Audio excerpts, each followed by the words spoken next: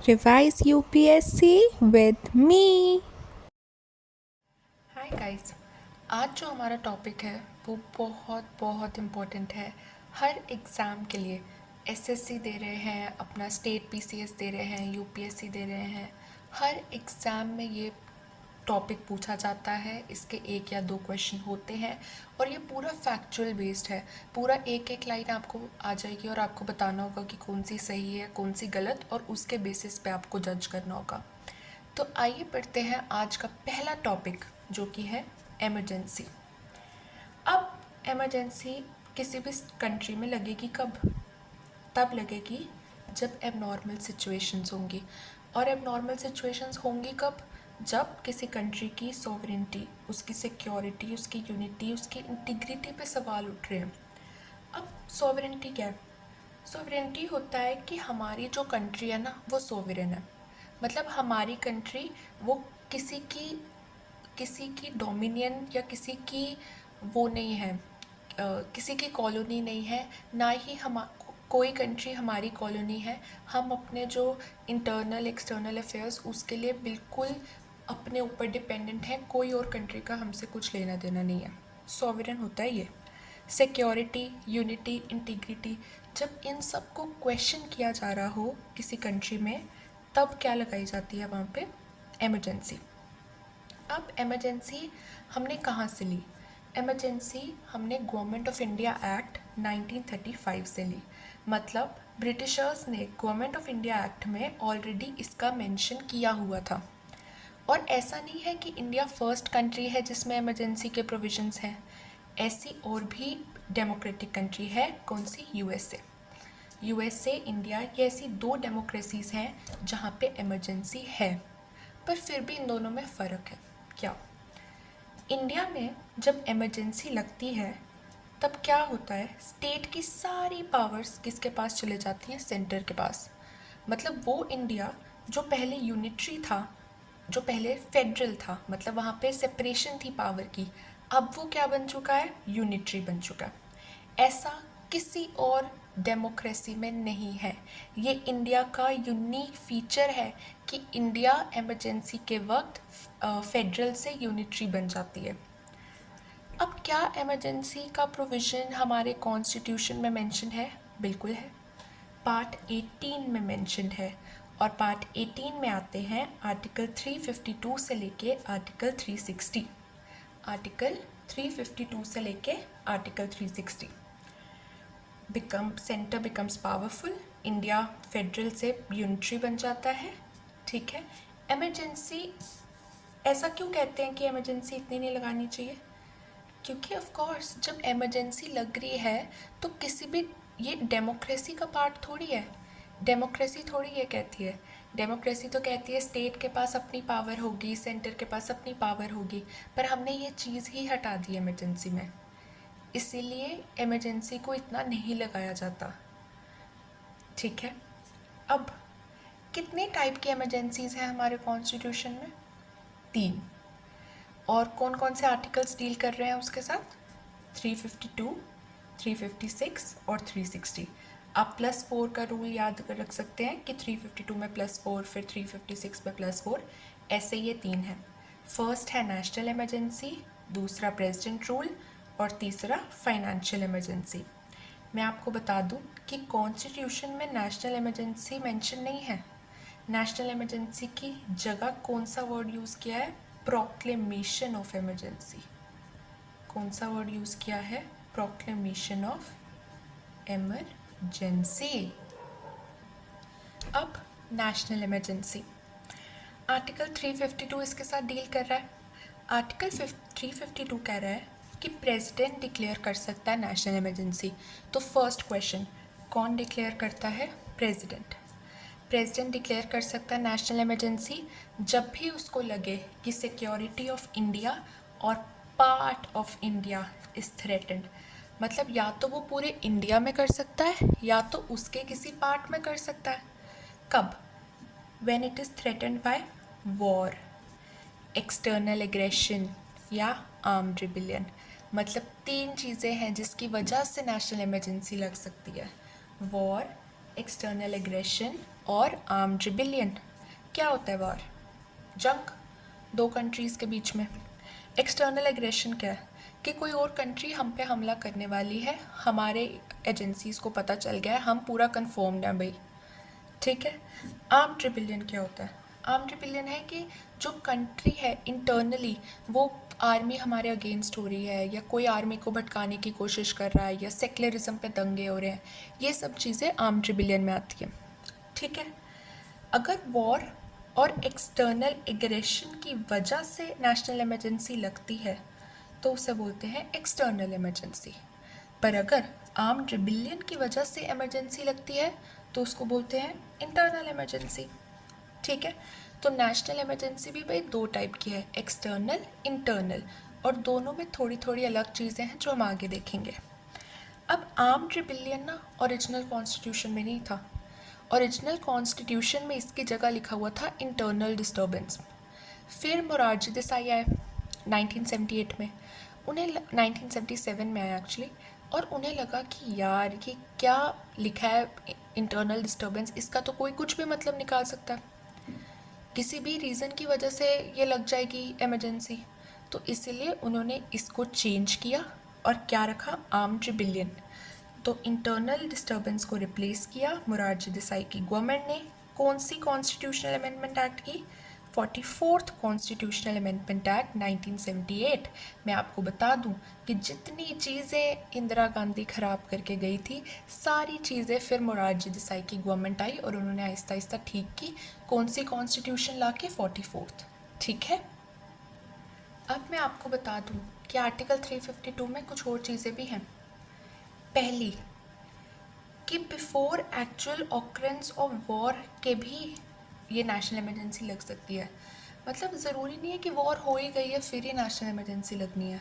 अगर लग भी रहा है कि आगे आने वाले टाइम में भी बस होने ही वाली है, तब भी वो नेशनल इमरजेंसी लगा सकते हैं। At the same time multiple proclamations हो सकती हैं। इसका मतलब क्या है? मतलब है कि अभी ऑलरेडी एक इमरजेंसी लगी हुई थी, वो चल ही रही थी कि हमने दूसरी इमरजेंसी लगा दी। ऐसा हुआ भी था इंदिरा गांधी की गवर्नमेंट के वक्त, ठीक है। तो इसीलिए at the same time multiple proclamations लग सकती हैं। कौन सी कॉन्स्टिट्यूशनल अमेंडमेंट एक्ट ने कहा? 38th constitutional amendment act 1975।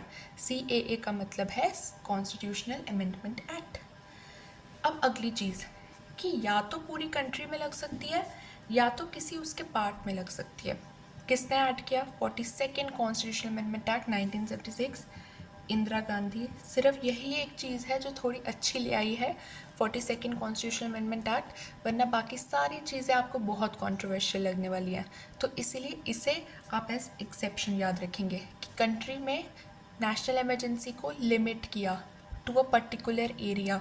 किसने? 42nd कॉन्स्टिट्यूशनल अमेंडमेंट एक्ट 1976 ने। अब हमने पढ़ लिया नेशनल इमरजेंसी, पढ़ ली कि किस किस बेसिस पे होती है। अच्छा, 3 बेस हैं, war, external aggression, armed rebellion. फिर किसने क्या किया, पूरे इंडिया में हो सकती है, पार्ट में हो सकती है, मल्टीपल प्रोक्लेमेशंस हो सकते हैं, राइट। लेकिन नेशनल इमरजेंसी लाता कौन है? कौन प्रोक्लेम करेगा नेशनल इमरजेंसी? कौन है एग्जीक्यूटिव में सबसे हाईएस्ट? प्रेसिडेंट।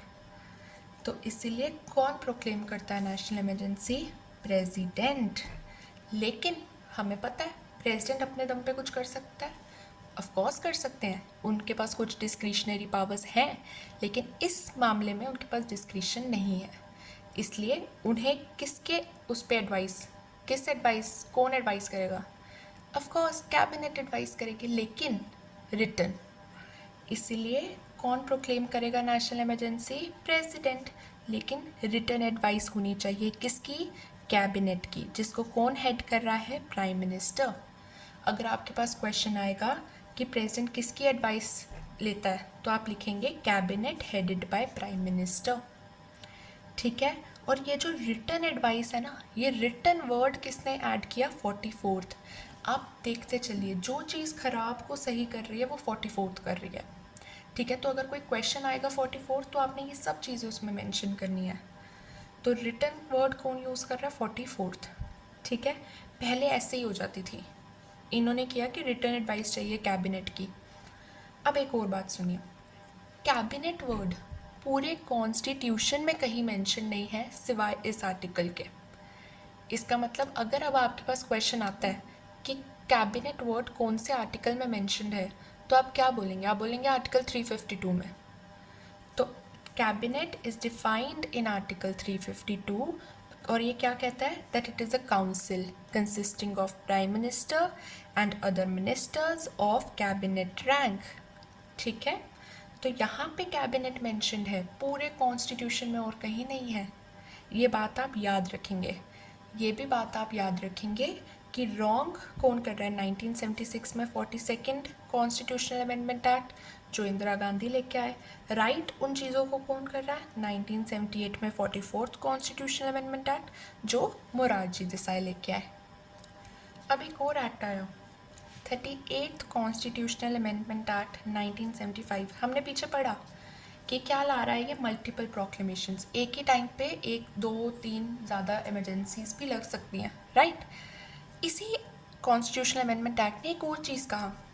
इसने कहा कि decision of president is not subject to judicial review. मतलब इमरजेंसी लग गई, प्रेसिडेंट ने अपने ही मन से लगा दी, उसने कोई रीज़न नहीं चेक किए उन्होंने, लेकिन ये जुडिशियल में चेक नहीं हो सकता, जुडिशरी बीच में इंटरफेयर नहीं कर सकती, ऐसा इस एक्ट ने कहा। लेकिन उसे रिमूव किया गया। और आपको पता है अब कि कौन सा एक्ट किया होगा रिमूव? कौन से कॉन्स्टिट्यूशनल अमेंडमेंट ने? 44th। यही तो सही कर रही है ना हर चीज़ को, तो 44th। और एक और है मिनर्वा मिल्स केस, आप इसका नाम याद रखेंगे, ये पूरे पॉलिटी में आपको काम आएगा। मिनर्वा मिल्स केस 1980 में हुआ था और इसने कहा था everything in India is under judicial review. मतलब हर एक चीज़ जुडिशियल रिव्यू के अंडर है, हर एक चीज़ को कोर्ट्स चेक कर सकते हैं कि ये सही रीज़न की वजह से हुई है कि नहीं हुई है, राइट। तो इसलिए इमरजेंसी सिर्फ तब लग सकती है जब एक तो रिटन एडवाइस हो कैबिनेट की, वो जुडिशियल रिव्यू भी हो सकती है, एक टाइम पे मल्टीपल प्रोक्लेमेशंस भी हो सकती हैं। ज़रूरी नहीं है कि एक्चुअल वॉर और एक्सटर्नल एग्रेशन हो ही गया है, अगर हमें लग रहा है कि होने वाला है तब भी इमरजेंसी लग सकती है, राइट। इतना आपको क्लियर हुआ? अगर हुआ है तो आप बताइए कमेंट करके, और इस वीडियो को पॉज कीजिए, एक बार दोबारा देखिए, अपने नोट्स बनाइए इससे, ठीक है। अब हम देखते हैं कि इमरजेंसी को लाने का प्रोसीजर क्या है, कैसे आएगी? सिर्फ प्रेसिडेंट ले आएंगे कि एडवाइस दी कैबिनेट ने और लग गई इमरजेंसी? नहीं, ऐसा नहीं होता। हम देखते हैं। प्रेसिडेंट ने एक प्रोक्लेमेशन निकाली नेशनल इमरजेंसी की, एक ऑर्डर निकाला कि नेशनल इमरजेंसी लगानी है, लग गई, ठीक है, लग गई। जैसे ही उन्होंने ऑर्डर निकाला कि प्रोक्लेमेशन ऑफ नेशनल इमरजेंसी, कि नेशनल इमरजेंसी लगेगी, इधर लगेगी, नेशनल इमरजेंसी लग गई। लेकिन कब तक लगी है? सिर्फ 1 महीने तक। इस 1 महीने के अंदर अंदर इसको दोनों हाउसेस से पास होना है, तभी इमरजेंसी लगेगी। याद रखिएगा, 1 महीना, 30 डेज़ नहीं मैं बोल रही, 30 डेज़ 1 महीना फ़र्क है। अगर आपको आंसर आएगा 1 मंथ लिखेंगे, ठीक है। प्रेसिडेंट ने इमरजेंसी को प्रोक्लेम किया, ऑर्डर निकाला, इमरजेंसी लग गई। कब तक वो रहेगी? 1 महीने तक रहेगी। इस 1 महीने के अंदर अंदर उसको दोनों हाउसेस से पास होना है। कैसे पास होना है? सेपरेटली, मतलब लोकसभा भी अपना पास करेगी, राज्यसभा भी अपना पास करेगी, और दोनों ही कैसे पास करेंगे? स्पेशल मेजॉरिटी के साथ।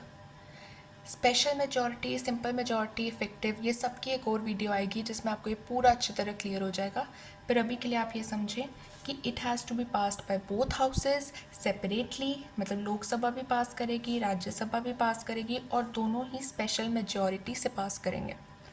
ये स्पेशल मेजॉरिटी वाला जो प्रोविज़न है वो 44th कॉन्स्टिट्यूशनल अमेंडमेंट एक्ट 1978 ने लाया। आपको पता है क्यों लाया? ताकि ऐसे ही ना बस पास हो जाए। इमरजेंसी ऐसे मज़े मज़े में नहीं लगनी चाहिए इंडिया में, प्रॉपर प्रोसीजर होना चाहिए। स्पेशल मेजॉरिटी से इन दोनों ने पास किया तो फिर वो अप्रूव हो गई, और अब वो कब तक रहेगी? 6 महीने तक। पहले रही 1 महीने तक। 1 महीने के टाइम होता है, उसमें लोकसभा और राज्यसभा को पास करना है स्पेशल मेजॉरिटी के साथ। अगर दोनों ने पास कर दिया तो वो 6 महीने तक रहेगी, ठीक है। अब सपोज़ लोकसभा डिज़ोल्व है, लोकसभा डिज़ोल्व पहले तो डिज़ोल्व हो नहीं सकता क्योंकि रिटर्न एडवाइस दी है कैबिनेट ने, लेकिन जब वो 30 दिन है, जब वो 1 मंथ है, जब अप्रूव करना है, तब लोकसभा डिज़ोल्व हो गई। फिर जब लोकसभा बनेगी उसके 30 दिन के अंदर अंदर उन्होंने करना है। मतलब यहाँ पे क्या हो गया, यहाँ पे 30 डेज़ है। मतलब जब भी लोकसभा दोबारा बनी उसने विद इन 30 डेज़ इसको अप्रूव करना है। In the mean time Rajya Sabha ने अप्रूव कर दिया हुआ, ठीक है। स्पेशल मेजॉरिटी से अप्रूव कर दिया, अब वो 6 महीने तक रहेगी। अब 6 महीने से आगे आगे भी बढ़ा सकते हैं, 6 महीने, फिर 6 महीने, फिर 6 महीने। उसके लिए एक सब्सिक्वेंट प्रोक्लेमेशन निकालनी होगी। प्रेसिडेंट फिर से एक ऑर्डर निकालेगा, वो भी सेम इस तरीके से पास होगा, और फिर ये जो इमरजेंसी जो 6 महीने के लिए चल रही थी वो अगले 6 महीने के लिए चलेगी। फिर एक प्रोक्लेमेशन निकालेगा, फिर वो अगले 6 महीने तक चलेगी।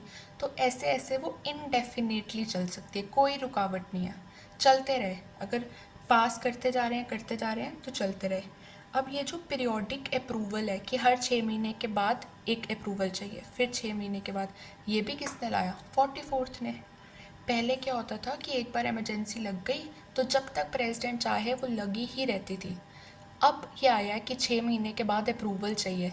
अगर 6 महीने वाला अप्रूवल नहीं मिला तो 6 महीने के बाद वो ख़त्म हो जाएगी। राइट, समझ आया? नहीं आया, आप इसको पीछे जाइए, दोबारा एक बार सुनिए, फिर एक बार दोबारा सुनिए। अगर आप 3-4 बार इसे सुनेंगे आपको आराम से समझ आएगा कि इसमें हो क्या रहा है। बाकी स्पेशल मेजॉरिटी, वो सारे जो कॉन्सेप्ट्स हैं उनको भी एक अलग से वीडियो आएगी। अब इमरजेंसी लग तो गई, लेकिन हटाने का भी कोई प्रोसीजर होगा। ऐसा होगा ना कि कोई प्रोसीजर बनना होगा कि कैसे हटेगी। अब इमरजेंसी अब चलती रहेगी क्या? चलती तो नहीं रह सकती ना, तो इसलिए उसको रेवोकेशन होगी। उसकी रेवोकेशन मतलब ख़त्म होना। किस किस मेथड से ख़त्म हो सकती है? पहला, या तो प्रेसिडेंट प्रोक्लेमेशन निकाल दे कि अब कोई इमरजेंसी ख़त्म हो रही है, बस इस डेट को ख़त्म हो जाएगी। अगर प्रेसिडेंट ऐसा एक ऑर्डर निकाल देता है तो इमरजेंसी ख़त्म हो जाएगी। इसके लिए कोई पार्लियामेंट का अप्रूवल नहीं चाहिए, ठीक है। बस प्रेसिडेंट एक ऑर्डर निकालेगा, ख़त्म। दूसरी चीज़, अगर लोकसभा एक रेजोल्यूशन पास करता है कि भाई हमें नहीं कंटिन्यू करनी, और उसको पास करता है सिंपल मेजॉरिटी के साथ, तब भी क्या ख़त्म हो जाएगी, इमरजेंसी। मतलब लोकसभा पास करता है एक रेजोल्यूशन सिंपल मेजॉरिटी के साथ, तब भी इमरजेंसी ख़त्म हो जाएगी, ठीक है। राज्यसभा नहीं। इसलिए मतलब जब रेवोकेशन होना है तब सिर्फ लोकसभा का काम है कि लोकसभा को एक रेजोल्यूशन पास करना है कि भाई हमें नहीं चाहिए और इमरजेंसी, इसको ख़त्म करो। सिंपल मेजॉरिटी से पास करना है। ये बाइंडिंग होगी प्रेसिडेंट के ऊपर और कंट्री के ऊपर कि बस अब नेशनल इमरजेंसी ख़त्म है, ठीक है। इसको भी किसने ऐड किया? 44th कॉन्स्टिट्यूशन अमेंडमेंट एक्ट 1978, ठीक है, समझ आया। तीसरा मेथड क्या है कि अगर 1/10 ऑफ मेंबर्स ऑफ लोकसभा एक नोटिस लिखते हैं, किसको? स्पीकर को, या फिर तो प्रेसिडेंट को अगर हाउस सेशन में नहीं है। 1/10 मेंबर्स ऑफ लोकसभा नोटिस लिखते हैं स्पीकर को या तो प्रेसिडेंट को जब हाउस सेशन में नहीं है कि स्पेशल सिटिंग बुलाओ विद इन 14 डेज। इस सिटिंग में डिसाइड होगा कि इमरजेंसी लगेगी या नहीं लगेगी, इमरजेंसी कंटिन्यू होगी या नहीं कंटिन्यू होगी। राइट, इतना समझ में आया। 3 तरीके हैं रेवोकेशन के, या तो प्रेसिडेंट प्रोक्लेमेशन निकाल दे कि भाई और नहीं चलनी, पार्लियामेंट का अप्रूवल ही नहीं चाहिए, बस ख़त्म हो जाएगी इमरजेंसी। या तो दूसरा कि लोकसभा रेजोल्यूशन पास करे कि और कंटिन्यू नहीं होगी, सिंपल मेजॉरिटी से पास करे। ये बाइंडिंग भी होगी, किसने ऐड की है आप सबको पता है, 44th। या तो 1/10 मेंबर्स लोकसभा के नोटिस लिखें स्पीकर को या प्रेसिडेंट को कि एक स्पेशल सिटिंग बुलाओ भाई विद इन 14 डेज, लोकसभा आएगी, लोकसभा डिसाइड करेगी कि करना है, ख़त्म करना है, एक रेजोल्यूशन पास करेगी। समझ में आया? ओके। अब इफ़ेक्ट्स क्या होंगे नेशनल इमरजेंसी के? इस इतनी हमारी कंट्री डरती क्यों है इमरजेंसी से? डेमोक्रेसी पे ये क्यों ऐसा बोलते कि यार डेमोक्रेसी का पार्ट तो नहीं है ये, डेमोक्रेटिक कंट्री में तो ये नहीं आनी चाहिए, ऐसा क्यों बोलते हैं? कुछ तो होता होगा ना, वही देखते हैं। एग्जीक्यूटिव में क्या होता है? सेंटर स्टेट को डायरेक्शंस दे सकती है किसी भी मैटर पे, ऑन एनी मैटर। एग्जीक्यूटिव में क्या होता है, centre can give directions to state on any matter. पहले भी सेंटर स्टेट को रिकमेंडेशंस देती थी कुछ कुछ मैटर्स पे, पर अब हो गया कि हर मैटर पे, किसी भी मैटर पे जो सेंटर है वो स्टेट को रेकमेंड कर सकती है कुछ। अब एक बात, एक क्वेश्चन बहुत आता है, एक लाइन में आ जाएगा, ऐसा आ जाएगा कि क्या स्टेट एग्जीक्यूटिव ख़त्म हो गई, स्टेट एग्जीक्यूटिव चली गई, डिसॉल्व हो गई? नहीं, स्टेट एग्जीक्यूटिव है, लेकिन उसके जो फंक्शंस हैं वो सस्पेंड भी नहीं हुए। स्टेट एग्जीक्यूटिव है, पर क्या है कि सेंटर उसको हर उस पर एडवाइस दे रही है, राइट। लेगिस्लेचर पे क्या फ़र्क पड़ेगा, लॉज बनने पे क्या फ़र्क पड़ेगा? पहले पहले क्या होता था, जो सेंटर होता था वो यूनियन लिस्ट पे लॉज बनाता था, जो स्टेट होता था वो स्टेट लिस्ट पे लॉज बनाता था। पर अब क्या हुआ कि पार्लियामेंट लॉज बना सकता है उन मैटर्स पे जो स्टेट लिस्ट में मेंशन है। मतलब पार्लियामेंट उन पे लॉज बना सकता है जो स्टेट लिस्ट में मेंशन है। और मैं आपको बता दूं कि स्टेट लेजिस्लेचर सस्पेंड नहीं हुई है, स्टेट लॉज बना रही है, लेकिन ओवर राइडिंग पावर किसकी है, सेंटर की। अगर सेम लॉ बन रहा है, सेंटर भी बना रही है, स्टेट भी बना रही है, किसका चलेगा, सेंटर का चलेगा। इमरजेंसी लगी है, ओवर राइडिंग पावर है सेंटर के पास। समझ में आया? लेकिन क्या ये लॉज, अब कोई लॉ इमरजेंसी में बन गया हमेशा के लिए चलता ही रहेगा? नहीं, ऑफ कोर्स। वो कब तक चलेगा? वो 6 महीने तक चलेगा, जिस डेट को नेशनल इमरजेंसी ख़त्म हुई है उसके 6 महीने तक। उसके बाद वो ऑटोमेटिकली ख़त्म हो जाएगा। तो laws valid till 6 months after national emergency finish. इस दौरान प्रेसिडेंट ऑर्डिनेंस भी इशू कर सकता है अगर लोकसभा डिसॉल्व है तो। ऑर्डिनेंस मेकिंग पावर भी हम पढ़ेंगे प्रेसिडेंट की, पर अभी के लिए ये जानिए कि जब लोकसभा डिसॉल्व होती है तब प्रेसिडेंट इशू करता है, प्रेसिडेंट लॉ बनाता है, जिसे टेम्पररी लॉ बोलते हैं, ऑर्डिनेंस बोलते हैं, राइट। और 42nd कॉन्स्टिट्यूशनल अमेंडमेंट एक्ट 1976 का एक और अजूबा देखिए। इसने कहा ये दोनों चीज़ें ज़रूरी नहीं है कि उन्हीं स्टेट्स पे हो जहाँ पे इमरजेंसी लगी है, ये किसी भी और स्टेट में हो सकती है। इमरजेंसी का पूरा जो फंक्शन है वही इस एक चीज़ ने ख़राब कर दिया। क्या कहा कि ये जो एग्जीक्यूटिव है, ये लेजिस्लेचर है, ज़रूरी नहीं है कि उधर ही लगी हो जहाँ पे इमरजेंसी है, भाई ये किसी और स्टेट में भी हो सकता। ठीक है। अब फाइनेंशियली क्या होगा? फाइनेंशियली देखिए, जब कंसोलिडेटेड फंड में मनी आती है ना, तो फिर उसको सेंटर में, स्टेट में बांटा जाता है कि स्टेट ने ये खर्चे करने, इसको इतना दिया जाए, सेंटर ने ये खर्चे करने, इसको इतना दिया जाए, राइट। लेकिन जब इमरजेंसी लगी होती है, नेशनल इमरजेंसी, तो ये distribution of revenues president modify कर सकता है। प्रेसिडेंट बोल सकता है कि नहीं, इसमें इस स्टेट को इतना खर्चा नहीं जाएगा, ये मनी नहीं जाएगी, इस स्टेट को भेजो। तो प्रेसिडेंट मॉडिफाई कर सकता है डिस्ट्रीब्यूशन किसकी, रेवेन्यूज़ की। और ये कब तक चलेगा? 6 months नहीं, till the end of financial year in which national emergency finish.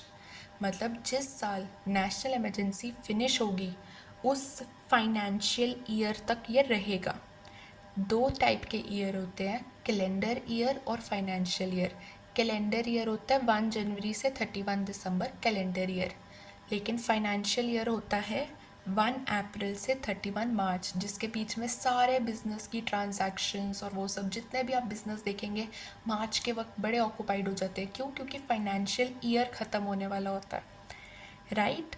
ये 3 चीज़ें आपको समझ आई। जब आपको आंसर लिखना होगा आप इसे इन तीनों पॉइंट्स बना के मेंशन करेंगे कि एग्जीक्यूटिव पे ये हुआ, लेजिस्लेचर पे ये हुआ, फाइनेंशियल पे ये हुआ। लेकिन याद रखेंगे कि स्टेट में एग्जीक्यूटिव और लेजिस्लेचर सस्पेंड नहीं हो रहे हैं, वो हैं, लेकिन उन पे ओवरराइडिंग पावर है, उन्हें किसी भी चीज़ पे रिकमेंडेशन दी जा सकती है। कौन देगा? सेंटर।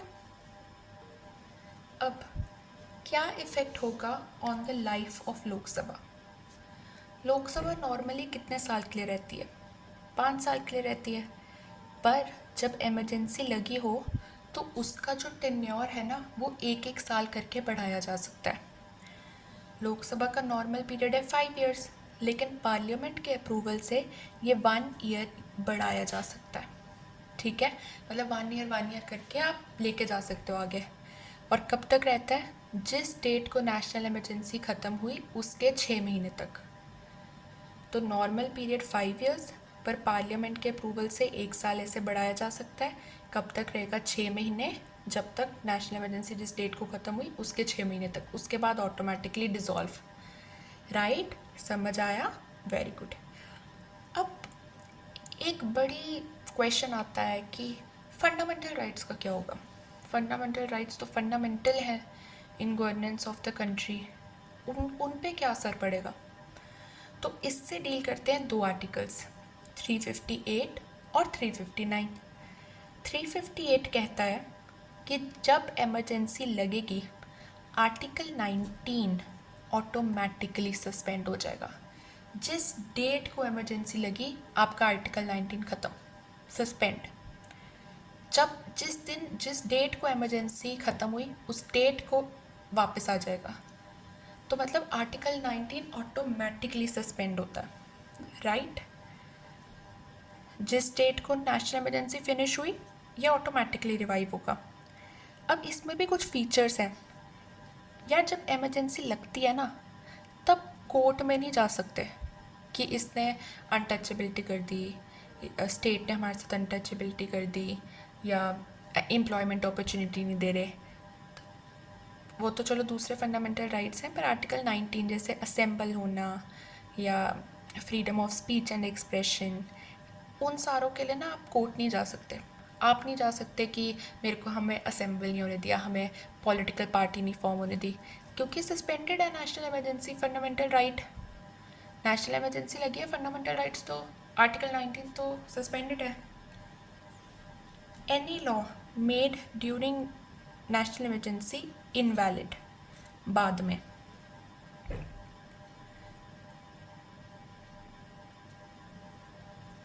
कोई भी लॉ जो बना है आर्टिकल 19 को स्नैच करने के लिए, ख़त्म करने के लिए, नेशनल इमरजेंसी ख़त्म होने के बाद वो इनवैलिड हो जाता है। मतलब ऐसा नहीं कि कोई लॉ बनाया तो वो चलता ही जा रहा है बाद में, नहीं, ख़त्म, नो रेमेडी। जब नेशनल इमरजेंसी लगती है ना तो कोर्ट में रेमेडी नहीं मिलती। आप कोर्ट को अप्रोच नहीं कर सकते कि इन्होंने मेरे को फंडामेंटल राइट नहीं दिया, आर्टिकल 19 मेरा स्नैच कर लिया, ये सब नहीं हो सकता है इमरजेंसी में। ठीक है, लेकिन फिर 44th बन के आता है मसीहा। ये दो ऐसी चीज़ें ऐड करता है कि जिससे चलो थोड़ी राहत मिले लोगों को। क्या बोलता है कि नेशनल इमरजेंसी में आर्टिकल 19 तभी हटेगा जब नेशनल इमरजेंसी एक्सटर्नल की वजह से लगी हो, मतलब वॉर या एक्सटर्नल एग्रेशन की वजह से लगी हो। अगर आर्म्ड रिबिलियन की वजह से लगी है तब नहीं हटेगा आर्टिकल 19, समझे? सिर्फ तभी हटेगा जब नेशनल इमरजेंसी एक्सटर्नल वाली लगी हो, और वही लॉज प्रोटेक्टेड हैं जो नेशनल इमरजेंसी से रिलेटेड हैं। ऐसा नहीं कि कोई भी लॉ आपने हटा दिया, कोई भी लॉ आपने बना दिया और नेशनल इमरजेंसी के वक्त वो चलता ही रहेगा, लोगों के फंडामेंटल राइट सारे छीन लिए, ऐसा नहीं होगा। जो लॉ नेशनल इमरजेंसी से रिलेटेड हैं सिर्फ वही प्रोटेक्टेड हैं, किससे? जुडिशियल रिव्यू से, बाकी नहीं है। बाकियों के लिए आप कोर्ट जा सकते हो। समझ में आया? Very good. अब आर्टिकल 359, ये बाकी फंडामेंटल राइट्स के लिए है। ये कहते हैं बाकी फंडामेंटल राइट्स ना ऑटोमेटिकली सस्पेंड नहीं होंगे। प्रेसिडेंट एक ऑर्डर निकालेगा, उस ऑर्डर में जो जो फंडामेंटल राइट्स मेंशन्ड है सिर्फ वही सस्पेंड होंगे। मतलब अगर वो लिखता है 15, 16 तो सिर्फ फिर वही सस्पेंड होंगे, बाकी नहीं होंगे। और ऐसा नहीं है कि जब तक नेशनल इमरजेंसी चल रही है तो आर्टिकल 15 सस्पेंडेड ही है। प्रेसिडेंट मेंशन करेगा कि इस टाइम से इस टाइम तक ये वाला सस्पेंडेड है। तो मतलब जैसे इसमें क्या, ऊपर वाले में आर्टिकल 358 में क्या होता था, आर्टिकल 19 स्टार्टिंग से लेके एंड तक चलेगा आपका। इसमें ऐसा नहीं होता। इसमें प्रेसिडेंट डिसाइड कर सकता है कि इतने से इतने टाइम के लिए हम ये हटा रहे हैं। नेशनल इमरजेंसी बड़ी हो सकती है, right. Only those fundamental rights are suspended जो मेंशन है प्रोक्लेमेशन में, can be for less time. इनकी सिर्फ एनफोर्समेंट सस्पेंडेड है, ऐसा नहीं है कि आपको फंडामेंटल राइट स्टेट नहीं दे रही, स्टेट अनटचेबिलिटी थोड़ी करेगी, लेकिन आप एनफोर्समेंट सस्पेंडेड है, आप कोर्ट नहीं जा सकते हो कि इसने मेरे साथ ऐसा कर लिया, कंट्री ने मेरे साथ ऐसा कर लिया, वो सब नहीं आप कर सकते हो। फिर ऐसी जो प्रोक्लेमेशन प्रेसिडेंट निकाल रहा है वो दोनों हाउसेस के सामने आएगी फॉर अप्रूवल, राइट राइट। अब इसमें भी 44th मसीहा बन के आता है, वो कहता है नहीं भाई, आप सारे फंडामेंटल राइट्स हटा सकते हो, आर्टिकल 19 हटा सकते हो, दो आर्टिकल्स हैं, दो लॉज हैं, वो फिर भी वही रहेंगे, दो फंडामेंटल राइट्स लोगों को मिलेंगे ही मिलेंगे। कौन कौन से? 20 और 21, 20 and 21। 20 is protection against conviction, convict नहीं हो सकते हैं, ठीक है, सज़ा नहीं सुना सकती है court. Article 21, right to life and personal liberty, choices, आपको लिबर्टी है, पर्सनल लिबर्टी है एक, वो नहीं छीन सकती है नेशनल इमरजेंसी के वक्त। दूसरा, ओनली दोज लॉज जो रिलेटेड है नेशनल इमरजेंसी के वही प्रोटेक्टेड होंगे, बाकी नहीं होंगे, राइट। ये आपको 358, 359 समझ में आया? अगर समझ में आया तो कमेंट करके बताइए कि क्या समझ में आया फिर।